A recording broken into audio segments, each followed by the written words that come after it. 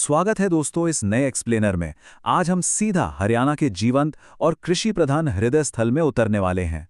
ये सिर्फ हमारी भारतीय लोक संस्कृति को जानने का एक शानदार मौका नहीं है, बल्कि प्रतियोगी परीक्षाओं की तैयारी कर रहे छात्रों के लिए एक जबरदस्त हाई यील्ड क्रैश कोर्स भी है। आज हम देखेंगे कि कैसे मिट्टी की खुशबू, प्राचीन इतिहास और किसानों की कड़ी मेहनत इन नृत्यों के रूप में एकदम जीवंत हो उठती है। चलिए बिना देरी किए देखते हैं कि आज के एजेंडा में क्या क्या है। हम शुरुआत करेंगे ताल की जड़ों और मौसमी चक्र से। फिर बात करेंगे सामाजिक उपहास यानी सोशल सबवर्जन की।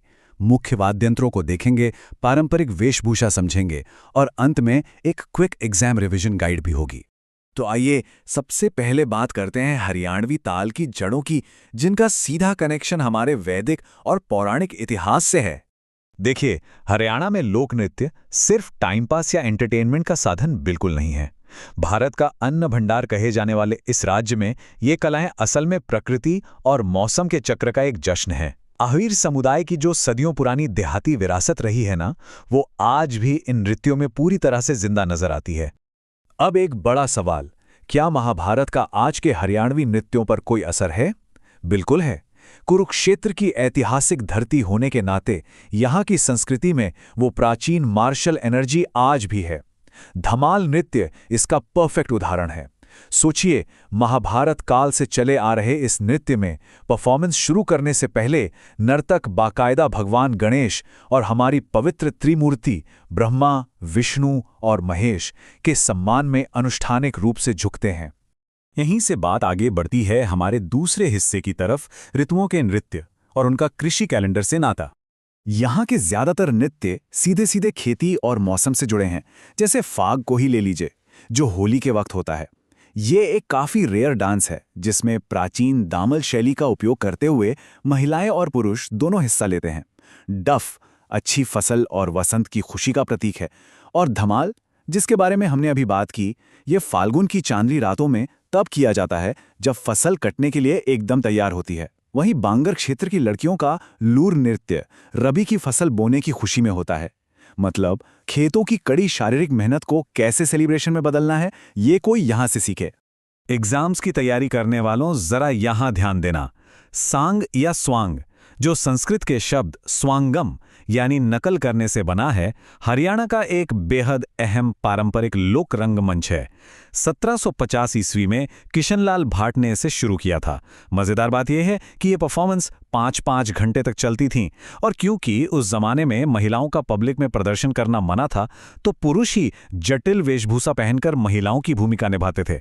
ये हमारे इतिहास और साझा यादों का एक बहुत बड़ा नाटकीय संग्रह है।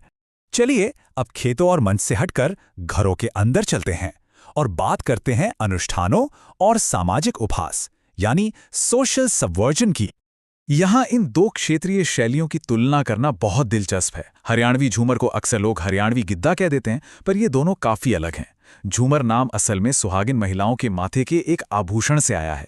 जहां पंजाबी गिद्दा अपनी तेज स्पीड और जोरदार तालियों के लिए जाना जाता है, वहीं झूमर अपनी ग्रेसफुल गोल चाल के लिए मशहूर है। इसमें कभी कभी नर्तकियां पीतल की थाली के किनारों पर खड़े होकर गजब का बैलेंस भी दिखाती हैं, और एक लड़की बीच में आकर गीत शुरू करती है। इसकी अपनी एक एकदम अलग वाइब है। और अब आता है इस पूरे टॉपिक का सबसे मजेदार हिस्सा, खोरिया नृत्य। मध्य हरियाणा में जब घर के सारे आदमी शादी में बारात लेकर चले जाते हैं, तब पीछे से महिलाएं ये डांस करती हैं।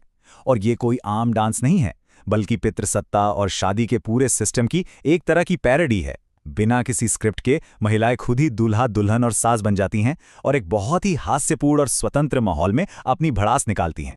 नृत्य बिना संगीत के तो अधूरा है ना? तो आइए नजर डालते हैं हरियाणा के कुछ मुख्य वाद्य यंत्रों पर। ये वाद्य यंत्र हरियाणवी संगीत की असली धड़कन है। नगाड़ा, जो कभी रजवाड़ों के टाइम पर अनाउंसमेंट के लिए बजता था, आज सांग और खुले मैदानों में गूंजता है। ढफ की तेज थाप तो मीलों दूर खेतों तक जाती है। डेरू को देखें तो ये डमरू का ही एक बड़ा वर्जन है, जो खास तौर से गुग्गा पीर के रिचुअल्स में बजता है। ये सभी इंस्ट्रूमेंट्स इतने मजबूत बनाए जाते हैं कि बाहर खुले में ग्रामीण जीवन की फुल एनर्जी के साथ बजने पर भी इनका कुछ नहीं बिगड़ता। अब जरा विजुअल्स पर फोकस करते हैं और बात करते हैं पारंपरिक वेशभूषा की, जो एग्जाम पर्सपेक्टिव से भी बहुत जरूरी है। पुरुषों के पहनावे में सबसे अहम है खंडवा। ये सिर्फ सिर ढकने का कपड़ा बिल्कुल नहीं है। ये सीधे तौर पर एक पुरुष का सम्मान और प्राइड का सिंबल है। ये 5 से 7 मीटर लंबे कलफ वाले मलमल से बनता है। इसके ऊपर जो पंखे जैसा हिस्सा होता है उसे तुरा कहते हैं और पीछे लटकने वाले हिस्से को फुंदना। जब चांदनी रात में धमाल नृत्य में ये खंडवा पहना जाता है ना, तो इसकी शान देखते ही बनती है। और अब महिलाओं की पोशाक की बनावट को स्टेप बाय स्टेप समझते हैं। इसका सबसे मुख्य हिस्सा है दामन, एक भारी भरकम टखनों तक लंबी स्कर्ट। पुराने जमाने में दामन का घेर स्टेटस का सिंबल होता था, जिसमें 60 कलियां तक होती थीं। पर अब झूमर या घूमर जैसे नृत्यों में तेजी से गोल घूमने के लिए इसे करीब 40 कलियां तक ऑप्टिमाइज कर दिया गया है। इसके नीचे एक अलग रंग की पाइपिंग होती है, जिसे ठोकर कहते हैं, जो घूमते वक्त एक कमाल का विजुअल वेट देती है। इसके साथ सफेद कुर्ती और चमचमाते सितारों वाली 2.5 मीटर की चुंदड़ी पहनी जाती है। चलिए अब आते हैं सीधा मुद्दे पर, हमारी quick exam revision guide. Competitive exams के लिए इस टेबल को बिल्कुल दिमाग में छाप लीजिए। इसे याद रखने का एक सिंपल तरीका है, लूर को बांगर क्षेत्र और रबी की बुआई से जोड़ लें। धमाल मतलब गुरुग्राम के अहीर और कटाई के लिए तैयार फसल। खोरियां तो हम जान ही चुके हैं, शादियों में बारात जाने के बाद महिलाओं का डांस। रासलीला का सीधा कनेक्शन फरीदाबाद और ब्रज क्षेत्र से है।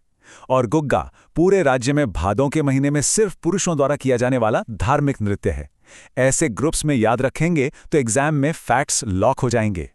तो इस एक्सप्लेनर को खत्म करने से पहले एक सोचने वाली बात है। अगर खोरिया जैसे नृत्य घर की सीमाओं को तोड़ते हैं और धमाल हमारे प्राचीन मार्शल इतिहास को जिंदा रखता है, तो फ्यूचर में ये हरियाणवी नृत्य बदलते हुए मॉडर्न समाज को कैसे दिखाएंगे? ये लोक कलाएं सिर्फ अतीत के पन्ने नहीं हैं, ये आज भी सांस ले रही हैं, बदल रही हैं। आज के सांग परफॉर्मेंस में एजुकेशन और महिला सशक्तिकरण जैसे मॉडर्न टॉपिक्स भी शामिल हो रहे हैं। ये देखना वाकई दिलचस्प होगा कि भारत की जिंदा दिल विरासत कल की कहानियों को अपनी ताल में कैसे पिरोती है। इस सफर में साथ जुड़ने के लिए बहुत बहुत शुक्रिया। ऐसे ही नई चीजें सीखते रहिए